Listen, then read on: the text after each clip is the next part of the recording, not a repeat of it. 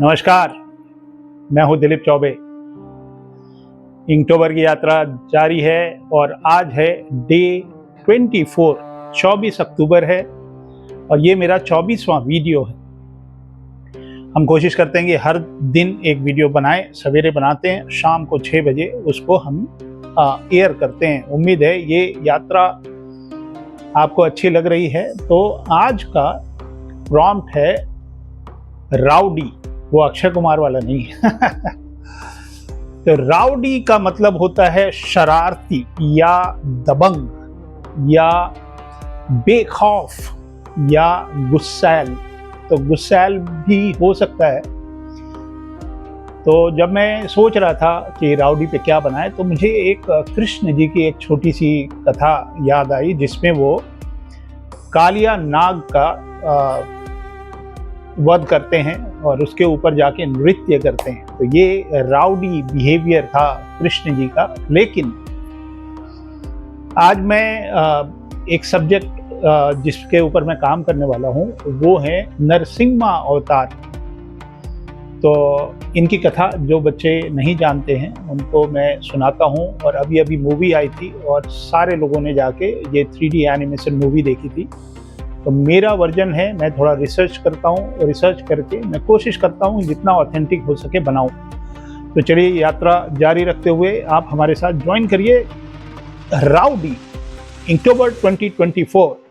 चलिए, तो art work शुरू करने से पहले मैं कुछ रिसर्च करता हूँ। तो ये जो इमेजेज हैं ये नरसिम्हा अवतार की इमेजेज हैं, जो मूर्तियों के माध्यम से ये कथा कही गई है हजारों साल पहले। वैसे भी राउडी का अर्थ होता है शरारती, दबंग, बेखौफ और गुस्सैल।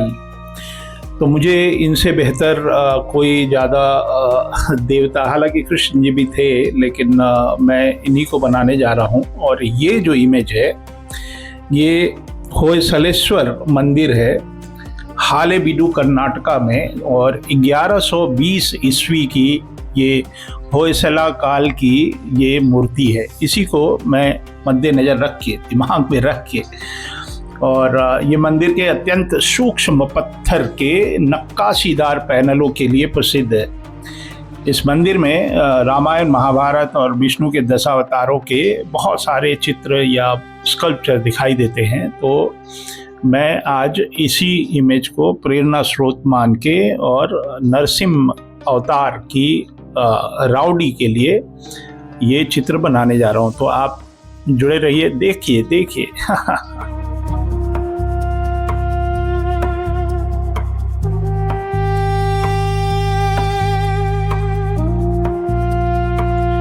तो पेंसिलिंग स्टार्ट कर रहा हूँ और जैसा कि आप देख ही लिए, मेरा प्रेरणा स्रोत नरसिम्हा के लिए 1200 ईस्वी की एक मूर्ति है। उसको मैं एक तरह से देखा जाए ना तो आर्टिस्ट हूँ और अपने जीवन काल में इसी तरह के ड्राइंग से हम काफ़ी कुछ सीखते हैं। और बाय द वे आपको एक बात मैं बता दूँ कि मुझे हिस्ट्री ऑफ विजुअल आर्ट्स में 93 मार्क्स मिले थे। तो मैं काफ़ी पढ़ा लिखा आर्टिस्ट हूँ, जो कि आर्ट एप्रिसिएशन की भी क्लासेस लेता था अमेरिका में और सिंगापुर में। तो बहुत ज्ञान अर्जित किया हूँ इन्हीं सब से। बड़ाई नहीं कर रहा हूँ, मतलब अपने जीवन यात्रा बता रहा हूँ। तो ये जो मूर्ति है इसको रिलीफ बोलते हैं। मतलब एक दीवार होगी, उसी में से ये मूर्ति बाहर को उकेरी जाती है। तो इस रिलीफ में उग्र नरसिंह देव को दर्शाया गया है, एकदम गुस्से में है। और ये वो वाला क्षण है जब भगवान विष्णु अपने नरसिम्हा रूप में हिरण्यकश्यपु का वध कर रहे हैं। और इस स्कल्पचर में नरसिंह ने अपने गोद पर दैत्य को लिटाकर उसके शरीर को फाड़ते हुए दिखाए। और इन्होंने ये पत्थर को तराश के इन्होंने बनाया है। ये है भारत देश की महिमा 1200 ईस्वी में। और एकदम इन्होंने बाकायदा भाई वो हथड़ियाँ निकाल दी हैं भाई स्टोन के अंदर, अनबिलीवेबल। तो मैं इसको जो हमारे पूर्वजों ने जिस तरह से इनको सोचा, जिस तरह से इन्होंने उनकी रचना की, वो वाली बनाने की कोशिश कर रहा हूँ ताकि मुझे कुछ सीखने को मिले। और फिल्मी वाला नहीं बना रहा हूँ नरसिंह अवतार, कभी बना दूंगा जैसे एक लायन हेड और जैसा मूवी में आपने देखा नरसिंह अवतार में, वैसा भी कुछ बना देंगे। लेकिन अगर मैं कंसेप्ट आर्टिस्ट होता, सॉरी आकार जैन एक दूसरे से हम लोग सीखते हैं, तो मैं काफ़ी हद तक इसको ले के चलता, ये जो हमारे पुराने पूर्वजों ने जो बनाए हैं। तो इनकी 4 भुजाएं, 4 तो नहीं है, बहुत सारी भुजाएं हैं, और हर भुजाओं में कुछ न कुछ वेपन रखे हैं। 4 इस तरफ हैं, 4 इस तरफ नहीं, 8 हैं शायद। बहुत, ये स्कल्पचर इतना पुराना है ना कि इसमें बहुत सारे हाथ टूट चुके हैं। आप फिर से एक बार देखिएगा। तो मैं कोशिश कर रहा था कि कहाँ से कौन सा हाथ आ रहा है, और रिलीफ स्कल्पचर है ना, तो जो हाथ पीछे जाएगा वो पत्थर के अंदर बना हुआ है, और एकदम एंग्री फेस आप इसमें देख सकते हैं, एंग्री जेस्चर आप देख सकते हैं इनका। और तो इनके जो सिर के ऊपर जो हाथ है उसमें सुदर्शन चक्र है, और ये जो और हर हाथ में एक से एक नक्काशी है, और एक हाथ में शंख है और गदा है। तो गदा बहुत छोटा सा इन्होंने सिंबॉलिक बनाया है, और शंख भी बनाया। तो और मुकुट जो है इनका एकदम अद्वितीय मुकुट है। और नीचे के जो 2 हाथ है ना, उसे हिरण्यकश्यप का वध करते हुए मेन वही है, मतलब दैत्य के सीने या पेट को चीरते हुए दिखाया गया है। और ये जो मुद्रा है ये नरसिंह के एकदम उग्र रूप को दिखाती है। और भी बहुत सारे स्कल्पचर हैं जिसमें नरसिंह जो हैं वो इनका वध करने के बाद किसी और जेस्चर में बैठे हैं, और लोग इनकी पूजा कर रहे हैं, और बहुत काम हुआ है पहले। और ये जो शेर के लायन के जो नीचे जो बाल होते हैं, ये वो बाल हैं, मतलब और इतना डेकोरेटिव है, अनबिलीवेबल भाई। और उनको एकदम मेरे पास वैसे शब्द नहीं होते हैं कि मैं किसी मूर्ति को या किसी देवी देवताओं की मूर्तियों को मैं अच्छे से उसका वर्णन कर सकूं, लेकिन अच्छे से किया होगा तभी तो 93% मार्क्स आए थे हिस्ट्री में। तो पीछे ना एक मूर्ति के पीछे एक मेहराब नुमा प्रभा मंडल है, और वो तो मैं बना ही नहीं सकता इतना डिटेल में, मतलब पेंसिल से नहीं बना सकता, मैं आपको बता रहा हूँ, इतनी दिव्य मूर्ति है ये। और नीचे छोटे छोटे देवतागण हैं, भक्तगण हैं, ये भी दिखाए गए हैं, वो भी मैं नहीं बना रहा हूँ। और तो जितने हाथ है ना, हर हाथ का एक अलग भाव भंगिमा है, एकदम जेस्चर। मतलब ये जो गदा इन्होंने पकड़ी हुई है, इसमें आप देखिए अंगूठा कहाँ है, और छोटी सी गदा है ये, एकदम बिल्कुल डेलिकेट हाथ बनाते हैं, वो भी स्टोन में भाई। जय हो भारत देश। तो जो बच्चे हिरण्यकश्यपु और नरसिंह देव की स्टोरी नहीं जानते हैं और आपने मूवी नहीं देखी जो अभी आई थी, तो मैं एक छोटी सी इनकी कथा है वो मैं आपको सुना देता हूँ, जिससे जो नए ज़माने के बच्चे हैं जो मांगा कर रहे हैं उनको समझ में आ जाए कि हमारे देश में किस तरह के वीर योद्धा, कैसे देवी देवता और किस तरह का आर्ट स्टाइल है हमारे देश का। हम इसी को अडॉप्ट कर लें तो कम से कम इंडिया का एक आर्ट स्टाइल डेवलप हो जाए। जो हमको कुछ करना नहीं है, बस इन्हीं को स्टडी करना है। अब देखिए शंख पकड़ने का इनका तरीका है ये किस तरह से। तो चलिए पहले हम कथा आरंभ करते हैं, श्री नरसिंह देव और हिरण्यकश्यपु की कथा।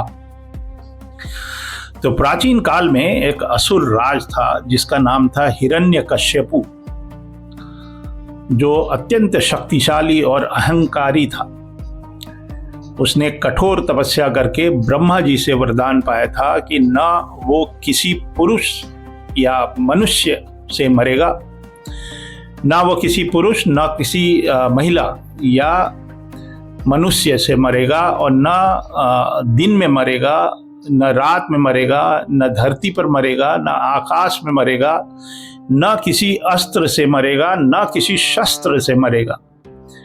और इस वरदान के कारण वो खुद को अमर समझने लगा कि न तो कोई वेपन उसको मार सकता है, न कोई इंसान उसको मार सकता है, न पशु, और न रात को न दिन में। तो हिरण्यकश्यप ने स्वयं को भगवान घोषित कर दिया कि मैं ही भगवान है।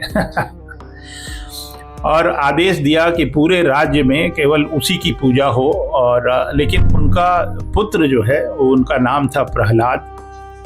तो भगवान विष्णु का वो भक्त था, उन्हीं का अपना पुत्र, और हर समय नारायण नारायण का जप करता था। और पिता ने बहुत समझाया, क्योंकि ये तो राक्षस था, उसने बैठ के, भाई फादर है तो अच्छे से समझाया।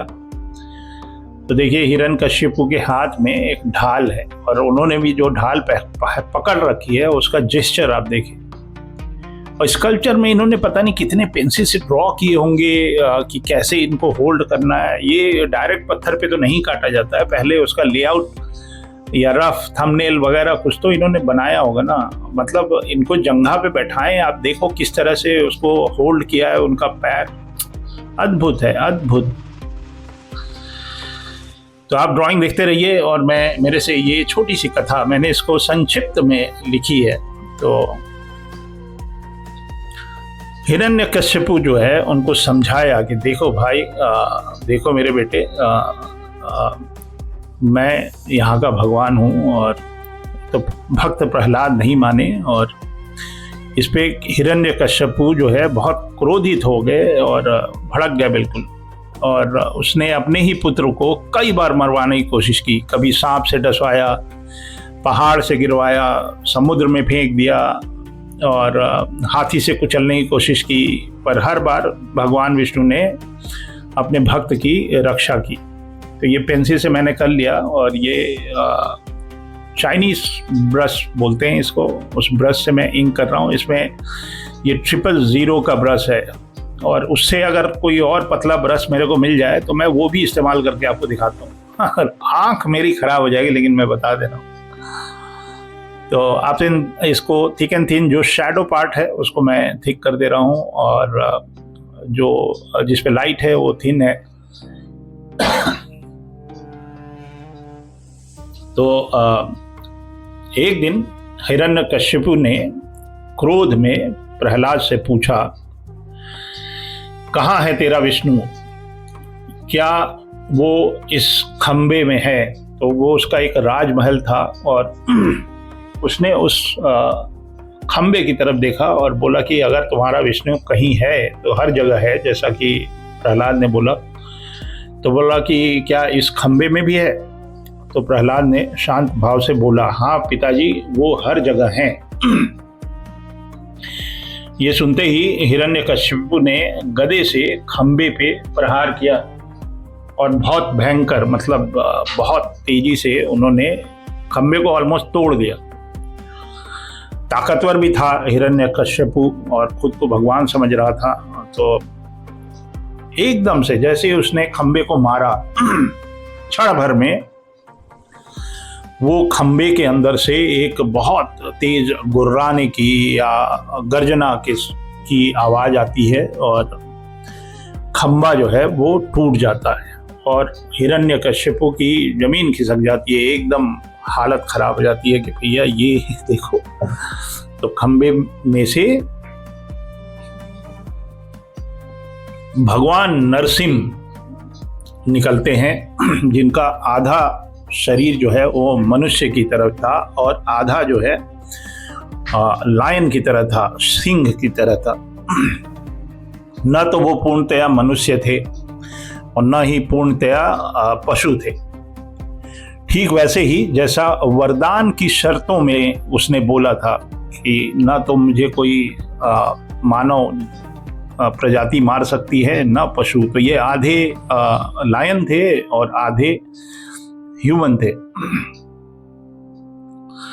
और उन्होंने हिरण्यकश्यपु को पकड़ लिया, और उसे महल के द्वार के दहलीज पे लिटा दिया। जो दरवाजा होता है ना, जिसमें न तो आप घर के अंदर हैं न घर के बाहर हो, एकदम दरवाजे के मुहाने पे,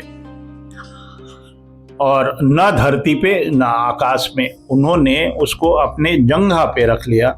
और शाम का समय था, संध्या काल का समय था, न तो वो दिन था न वो रात थी। भगवान जी ने अपने नाखून जो होते हैं उससे दैत्य का वध किया, क्योंकि नाखून से उन्होंने वध किया। कोई वेपन नहीं था, वो कोई औजार नहीं था, कोई शस्त्र नहीं था, कोई अस्त्र नहीं था। तो इस तरह से इन्होंने हिरण्यकश्यपु का वध किया। और प्रहलाद जो हैं वो हाथ जोड़ के खड़े होकर भगवान की स्तुति करने लगे, और तब जाके नरसिंह का क्रोध शांत हुआ और उन्होंने आशीर्वाद दिया प्रहलाद को कि तू धर्म का रक्षक बनेगा और तेरी भक्ति युगों युगों तक अमर रहेगी। तो आज भी हम होलिका दहन मनाते हैं। होली इसीलिए मनाते हैं क्योंकि भक्त प्रहलाद को मारने के लिए हिरण्यकश्यपु ने अपनी सिस्टर से बोला कि तुम जल जाओ या इसको लेके जला लो। तो इस वजह से भक्त प्रहलाद जीवित बच गए। इस वजह से हम होलिका दहन करते हैं। तो होली का त्यौहार भी इससे कनेक्टेड है। तो ये नरसिंह देव की कथा थी। और वैसे भी मैं ये इक्टूबर से पहले एक दशावतार सीरीज पे काम करना चाह रहा था, और मैं खुद भी सीखना चाहता हूँ, कुछ पढ़ना चाहता हूँ, कुछ बनाना चाहता हूँ, थोड़ी इससे कुछ लोगों को प्रेरणा मिले तो ये मैं खुद ही धन्य हो जाऊँगा।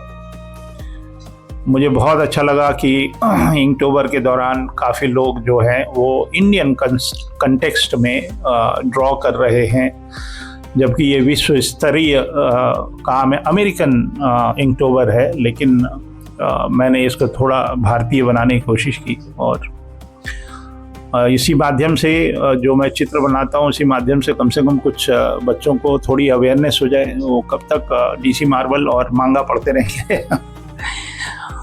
कोई विरोध नहीं है, विरोध की बात नहीं है। आप पढ़िए, वो भी करिए, लेकिन कुछ तो देश के लिए कर ही जाइए ना।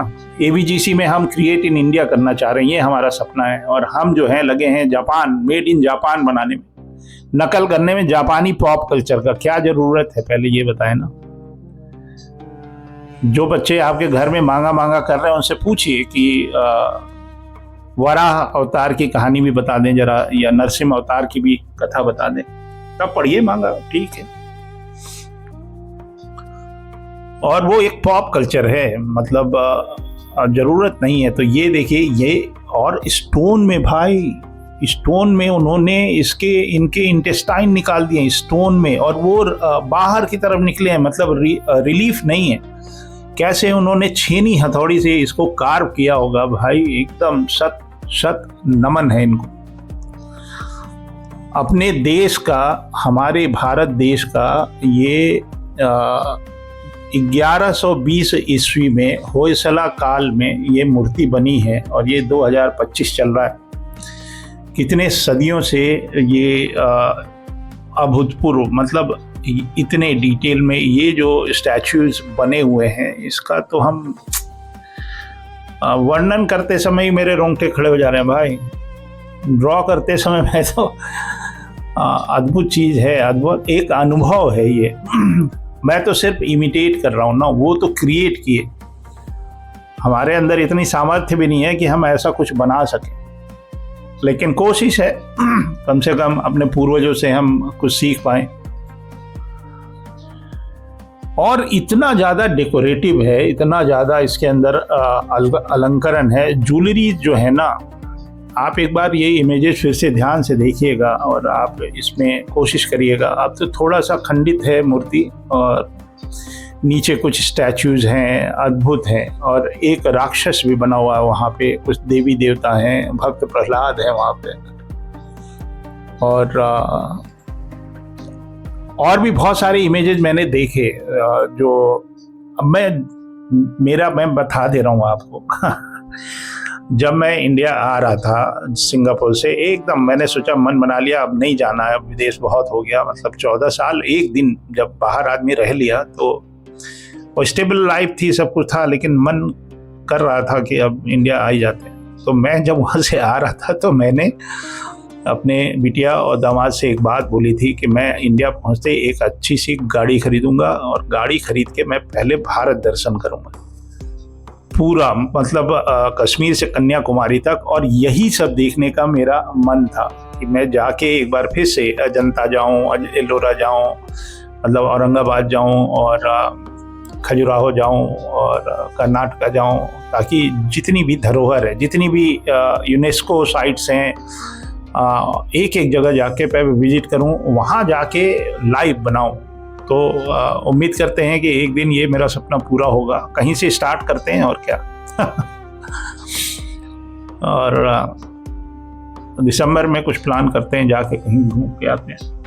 घूम के नहीं, मतलब ये सब स्टडी की जगह है। आप लोग अगर आपके शहर में कोई म्यूज़ियम है तो इस संडे को आप निकल लीजिए, आप म्यूज़ियम में सारा दिन बिताइए। अगर नहीं है, मतलब आप दिल्ली के आसपास हैं तो चले जाइए एक बार नेशनल म्यूज़ियम, वहाँ जाके अपना समय बिताइए। अगर आप पटना के रहने वाले हैं तो ज़रूर जाएं पाटलिपुत्र में, जो पाटलिपुत्र म्यूज़ियम है, वहाँ जाएं, देखें, पहले देख तो लें कम से कम इसी जीवन में, और फिर उसको बनाने की भी कोशिश करें। बहुत ज्ञान मिलता है भाई, बहुत ज्ञान मिलता है। मैं तो इक्टोबर में हर दिन कुछ इसी तरह की ज्ञान की चीज़ें बनाना चाह रहा था, जिससे मेरा वोकैबुलरी ऑफ ड्राइंग बढ़े। लेकिन अब प्रॉम्प्ट ही ऐसे थे, मतलब बटन पे बनाना था। हाँ, लेकिन आप लोगों ने बटन वाला वीडियो पसंद किया, हमको ऐसा लग रहा है, क्योंकि वो व्यूज़ से समझ में आ रहा है कि वो स्काई रॉकेट की तरह वो वीडियो लोग देख रहे हैं। क्योंकि वो बच्चे हमसे बोलते हैं, मतलब एक बार अभी जब एंट्रेंस एग्ज़ाम्स होने वाले थे BFA के, तो किसी ने मेरे को कोई सब्सक्राइबर थे और उन्होंने ये लिखा भी था कि हमारे बच्चे जो हैं वो कंपोजिशन के कुछ वीडियोस देखना चाहते हैं और सब्जेक्ट बेस्ड। तो मैंने सोचा कि कुछ कंपोजिशन के वीडियो बना दूँ। वो मैंने बनाए थे, आपने देखा होगा, लेकिन और अच्छे से बना दूंगा। तो ये बटन वाला ना सब्जेक्ट बेस्ड इलस्ट्रेशन है। तो हमारे गुरुदेव श्यामल दास गुप्ता बनारस हिंदू यूनिवर्सिटी में हमको इलस्ट्रेशन पढ़ाते थे। वो भी बहुत अच्छे इलस्ट्रेटर हैं भाई, और उन्होंने वो इसी तरह के सब्जेक्ट देते हैं कि एक रेलवे प्लेटफॉर्म पे एक भिखारी बैठा, वो बनाइए मेमोरी से, ये नहीं कि गए, उस समय तो गूगल था नहीं ना, एक पान वाला बनाइए मेमोरी से। तो हम लोग इस तरह से कुछ कुछ बनाया करते थे क्लास में, और मुझे बहुत अच्छा लगता था इस तरह के सब्जेक्ट पे सोचना। तो ये वाली ज्वेलरी की बात कर रहे हैं, और एकदम अद्भुत इसकी कार्विंग है, और ये बाहर को निकला हुआ है, मतलब रिलीफ नहीं है ये कैसे इन्होंने कार्व किया होगा, और उनको डर भी नहीं लगता होगा यार टूट जाएगा, ये कितना पेशेंस होगा। और ये नहीं पता है, उस पे स्कल्पचर के बारे में लिखा है कि इनके इस हाथ में ये है, इस हाथ में ये है, किस डेट को बना है, लेकिन इस पे ये भी लिखा होना चाहिए कि किस आर्टिस्ट ने बनाया है और इसको कितना टाइम लगा है। आप गेस ही नहीं कर सकते कि इसको बनाने में, हम पढ़े हैं कि भाई पिरामिड किसने बनाया, पिरामिड किसने बनाया। ठीक है, मतलब मैं किसी देश के धरोहर के बारे में कुछ नहीं बोल रहा हूँ। मैं कहने का मतलब ये है कि क्रेडिट भी तो मिलना चाहिए। अब ये जो मंदिर है, जनरल नॉलेज में KBC में तो इसी तरह के सवाल आने चाहिए कि इस मंदिर को किसने बनाया और ये स्कल्पचर किस आर्टिस्ट ने बनाया।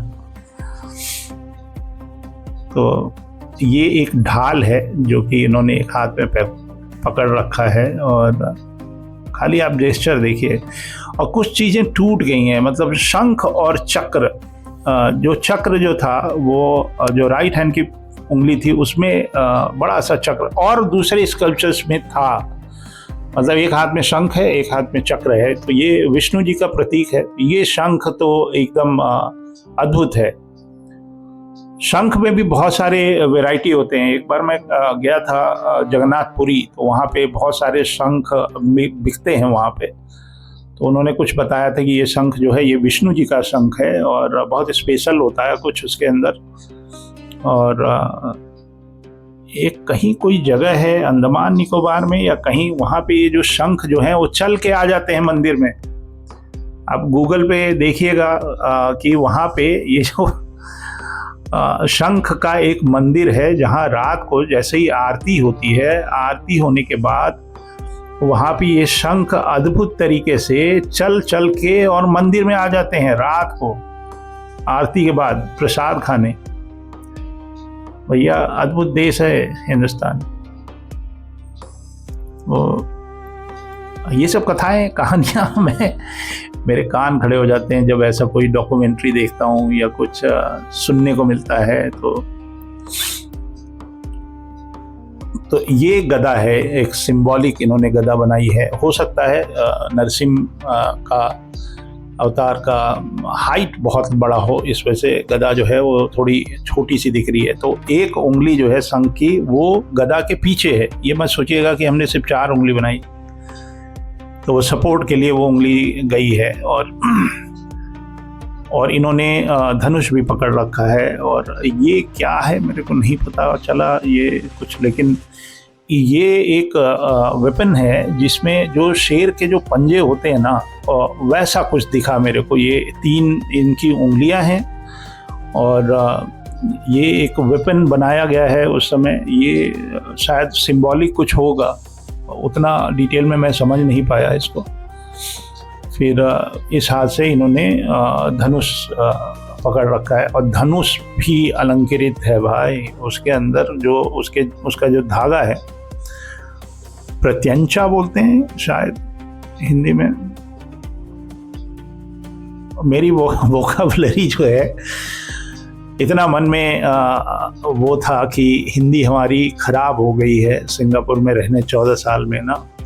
और भोजपुरी तो मेरे को लग रहा था कि मैं भूल ही गया हूँ, लेकिन किसी अच्छे भोजपुरी बोलने वाले व्यक्ति से कभी कभी हमारी बात होती है तब फिर निकलता है। अब शहर में ना जैसे ही आप जिस शहर में जाएंगे वो शहर का वाइब आपको उस जगह की भाषा बोलने पे मजबूर कर देता है। जैसे हम यहाँ हैं, अभी मैं बनारसी भाषा नहीं बोल सकता, लेकिन अगर मान लीजिए हम बनारस पहुँचे और गंगा जी में उतर गए और एक बोट चलाने वाला व्यक्ति से बात हो रही है। भाई बनारस एक बहुत अद्भुत जगह है। अगर आप जाएंगे बनारस में किसी नाविक के साथ बैठ के और गंगा जी में जा रहे हैं, तो वो आपको इंडियन पॉलिटिक्स के बारे में सब कुछ बता देगा। और मोदी जी के बारे में ऐसे बोलेगा जैसे मोदी जी उन्हीं घर ही में रहते हैं, एक उन्हीं का फैमिली मेंबर है। मतलब अद्भुत शहर है। और they will guide you to all the ghat and they have authentic knowledge about every ghat। तो आपको कोई गाइड वाइड लेने की ज़रूरत नहीं है। अगर आप बनारस में गंगा जी की आरती देखने जा रहे हैं तो वो नाविक ही आपको सारी चीज़ें बता देगा। हाँ, साथ में इंडियन पॉलिटिक्स के बारे में बता देगा कि राहुल गांधी की मोदी। तो ये ढाल है और पत्थर में उकेरा गया है। सच बताएं ना, मतलब आप इन सब जगहों पे अगर जाएंगे, हाँ छूइएगा मत, मतलब हालांकि उस पर लिखा रहता है, लेकिन ये सब खुले में रखे हैं सदियों से, हजारों साल से। और हम लोग बात करते हैं कि ये कथाएं जो हैं वो ऑथेंटिक हैं कि नहीं है। देख लो, अपने आँख से देख लो। तो ये मैं नरसिंह अवतार को बनाना चाह रहा था बहुत दिन से। बहुत सारे ऐसे अद्भुत दृश्य हैं। ये दशावतार की जो सीरीज है ये मैं कंप्लीट करूँगा जैसे ही हमारा ये इंक्टूबर ख़त्म होगा। और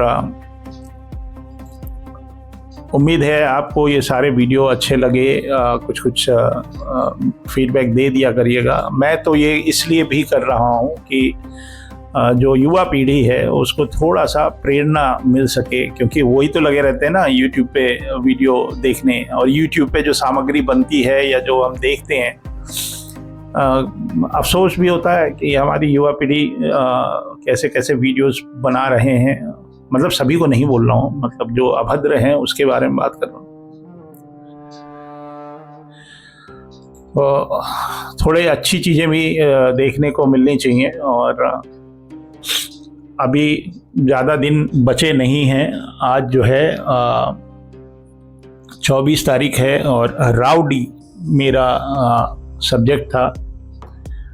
अब 1 2 3 4 5 6 वीडियो आएंगे और 7वां वीडियो जो है वो फिनाले का वीडियो होगा, जिसमें मैं सारे आर्ट वर्क आपको दिखाऊंगा और क्या क्या दिक्कतें आई उसमें, क्या सही बना क्या नहीं बना। मैं तो बनाता जा रहा हूँ, मैं उलट के देख नहीं रहा हूँ कि मेरे पास क्या कितनी आर्ट वर्क हो गया। मैं हटा देता हूँ अपने टेबल पे, नहीं तो दिमाग जो है वो भटकता है। तो ये पायल जैसा भी कुछ उन्होंने पहना रखा है। वैसे मैंने एक वीडियो में बच्चों से एक सवाल पूछा था, पेरेंट्स से बोला था कि अपने बच्चे से ये सवाल पूछिएगा कि देवी देवताओं को हम 16 श्रृंगार करते हैं, और बच्चे को सामने खड़ा करके और उससे पूछिएगा कि ये 16 श्रृंगार बताओ कौन कौन से। तो ये हमारे देश की संस्कृति है, सभी को जानना चाहिए। अगर जो नए पीढ़ी के बच्चे हैं, जो जिनको बचपन में आपने एक टैबलेट दिया था हैप्पी बर्थडे कह के, उनसे बोलिए कि उस टैबलेट का थोड़ा सदुपयोग भी करें सही जगह से। तो ये बहुत ही अद्भुत सा एक मेरे को एक्सपीरियंस हुआ ये चित्र बना के, और आपको भी उम्मीद है कुछ इसके अंदर ज्ञान मिला, कुछ नए बच्चों को कुछ प्रेरणा मिली। तो ये मैंने अपना हस्ताक्षर किया, और मैं सोच रहा हूँ हल्का सा छोटा सा इंक वॉश करूँ इसके ऊपर। इंक वॉश से ये होता है ना कि साफ साफ दिखाई देने लगता है कि लाइट सोर्स कौन सा है, और स्कल्पचर है, बहुत सारी लाइन है, तो लाइन आर्ट मैंने पहले कर लिया। और टोनल वैल्यू जो है वो मैं ज़्यादा नहीं दूंगा, 2 टोन दे देता हूँ। चलिए एक पहले फर्स्ट टोन लगा के देखते हैं। तो मैंने उसी इंक को, जिससे मैंने इंकिंग की थी, इंक जो है वो हमारी 100% ब्लैक है, उसको मैंने डाइल्यूट नहीं किया है, लेकिन इंक वॉश के लिए थोड़ा सा पानी लेके और उसी इंक को डिज़ोल्व कर लिया उसमें, so that I can get my first tonal value. उसी के अंदर मैं एक ड्रॉप और डाल दूंगा तो I will get my second tonal value. तो इंक वॉश बहुत सिंपल चीज़ है, और मैं पढ़ाता रहा हूँ, विदेशों में भी बहुत लोगों को मैंने ये चीज़ पढ़ाई। अभी भी मेरी जो क्लासेस चल रही हैं, कल शाम को ही मैं उन लोगों को इंक वॉश के बारे में बता रहा था कि उनका एक्चुअली में क्रोकिल निब वाला असाइनमेंट चल रहा था। तो क्रोकिल निब मैंने उनको बताया कैसे काम करते हैं, फिर क्रोकिल निब के बाद इंक वॉश बताया मैंने हल्का सा। वो प्रयोग करेंगे, धीरे धीरे उसमें मास्टर हो जाएंगे। तो हमारी एक क्लासेज जो है ना वो दोनों ही रहती हैं, मतलब I teach all the traditional method of drawing, and then वो सारी जो कला जो आपने ट्रेडिशनल वाली सीखी उसको डिजिटल में कैसे, वो जो ब्रिज होता है ना, गैप बिटवीन, और डिजिटल अगर आप नहीं कर रहे हैं तो आप गलत कर रहे हैं भाई। मैं देखिए किस तरह से दोनों ही माध्यम को एंजॉय करता हूँ अपने आर्ट वर्क में, और एक कॉन्फिडेंस बना रहता है, और आप लेफ्ट ओवर नहीं रह जाते हैं। मतलब आप पुराने ज़माने के आर्टिस्ट हैं और ये डिजिटल वाले नए ज़माने के आर्टिस्ट। डिजिटल को आए हुए 25 साल हो गए, 25-30 साल हो गए, आप पीछे रह गए अगर नहीं जानते हैं। और अगर आपको सीखना है, संकोच छोड़िए, शर्म हया छोड़िए, और जितने लोग आर्ट से रिलेटेड हैं और रिटायर हो गए, कुछ हमारे गुरुजन होंगे, कोई बुरी बात नहीं है कि शिष्य से ज्ञान लेना मैं तो लेता रहता हूँ ना। मेरे जो शिष्य हैं वो कुछ कुछ बनाते हैं, मैं पूछ लेता हूँ, मुझे संकोच नहीं है कि यार ये कैसे किया आपने, हमको बताएंगे क्या। तो उन सभी लोगों का मैं आह्वान करता हूँ, जो उनके पास जो ज्ञान है वो अगर आप डिजिटल वर्ल्ड में आते हैं ना तो सोने पे सुहागा होगा। तो आप लोग सिर्फ 2 महीने निकालिए, रिटायर हैं, घर में बैठे हैं, गुरुदेव आप क्या कर रहे हैं, आ जाइए हमारे पास और साथ में कुछ करते हैं, देश का भला होगा। आप ही से सीखा है और हम लोग मिल बैठ के कुछ करते हैं देश के लिए। तो ये लाइट हो गया, और इससे आप देखिए कि एक टोनल वैल्यू लगाया मैंने, ज़्यादा कुछ भी नहीं किया। तो इससे जो रिलीफ स्कल्पचर में जो लाइट पड़ रही है, कहाँ कहाँ पड़ रही है, वो आपको ये एकदम आराम से दिखता है कि कौन सी चीज़ ऊपर है, कौन सी चीज़ नीचे है। और ये बहुत बेसिक चीज़ है समझने के लिए। कोई लाइन आर्ट है, उसके अंदर उभार, कौन सा पार्ट में उभार है, कौन सा पार्ट अंदर धंसा हुआ है, ये टोनर वैल्यू इस तरह से लगा देने से बड़ा आनंद आता है। तो अब जो लाइट वाला हिस्सा है जिसपे हम जो अनपेंटेड है, अगर मैं बैकग्राउंड में इस तरह से टोनल वैल्यू लगा दूं, ये देखिए इंक का मजा। तो जो हाईलाइट है वो अपने आप उसको एक फोकस मिल जाता है। तो मैं यूं ही ऐसे ही लगा दे रहा हूँ। ये देखिए, ये ब्लास्ट हुआ, ब्लास्ट इंक ब्लास्ट मैं बोलता हूँ इसको। तो पानी है, ये वाटर कलर वाला पेपर है, तो गीला रहता है, तो जैसे ही मैं उस पर एक इंक टच करता हूँ तो एक डेप्थ सा दिखाई देने लगता है। ये देखिए, ये बम फूटा। ये सब सुख आर्ट वर्क करते समय मैं लेता रहता हूँ, और इसीलिए मैं सेल्फ मोटिवेटेड रहता हूँ कि दिलीप आज चलो क्या प्रयोग करते हैं। तो बहुत मोटिवेशन और बहुत डिसिप्लिन का ये मंजर रहा हमारे लिए, ये 31 दिन अक्टूबर के, और मेमोरेबल भी रहेगा। मैंने इतना मन से नहीं किया था इनटोबर। इस बार मैंने थोड़ा सोचा कि चलो अच्छे से करते हैं, और बहुत डिसिप्लिन की ज़रूरत होती है, मतलब ऐसे ही नहीं। ये देखिए बम फोड़ रहा हूँ मैं।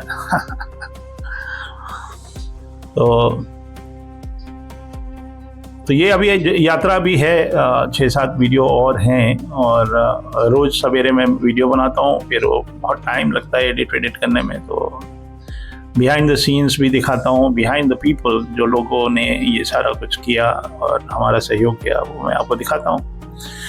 तो अब आनंद लीजिए आर्टवर्क का, और मिलते हैं कल, और कल फिर एक बढ़िया सा वीडियो बनाते हैं जिसके अंदर आपको कुछ सीखने को मिलेगा। तब तक के लिए जय हिंद।